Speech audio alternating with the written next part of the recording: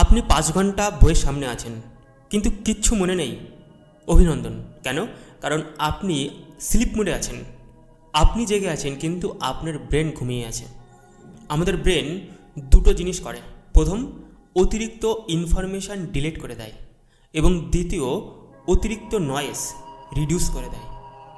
কারণ ব্রেনের সাধারণ প্রবৃত্তি, যখন আমরা এখান থেকে মিলিয়নস বছর আগে কোনো মানুষ, আমাদের এনসেস্টররা ছিল, তখন তাদেরকে পড়তে হতো না।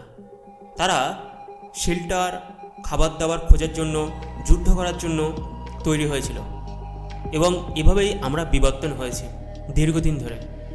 যখন আমরা পড়ার চেষ্টা করছি, আমাদের ব্রেন সেই পুরানো প্রবর্তনটাকে মনে রাখে এবং সেগুলোকেই করে অতিরিক্ত নয়েজ, অতিরিক্ত ইনফরমেশনগুলোকে ডিলিট করে দেয় আমাদের অজান্তেই।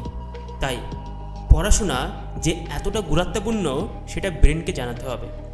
আমি বলবো ব্রেনকে শক দিতে হবে। আমি কোনো কারেন্টের শকের কথা বলছি না, আমি এমন কিছু বলতে চাইছি যেটা তোমার ব্রেন জানবে এই পড়াটা খুব ইম্পর্টেন্স। তুমি পড়ছো কিন্তু 20 মিনিটের বেশিক্ষণ পড়লে চলবে না। কেন?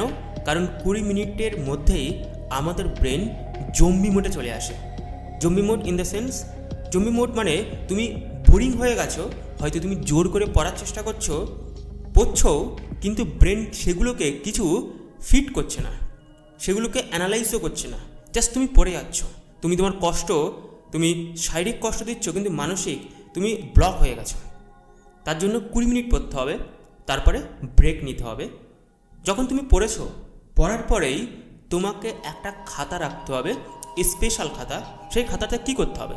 সেই খাতাতে তুমি কি পড়েছো সেটাকে হিজিবিজি লিখতে হবে।